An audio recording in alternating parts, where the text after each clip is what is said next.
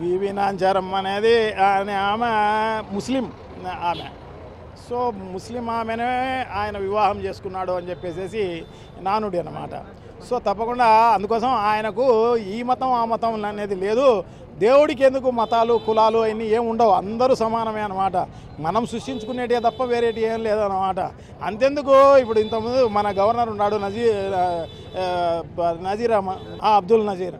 So Abdul Nazir మొన్న పోయినారు, మన ఆయనతో డిక్లరేషన్ తీసుకున్నారా?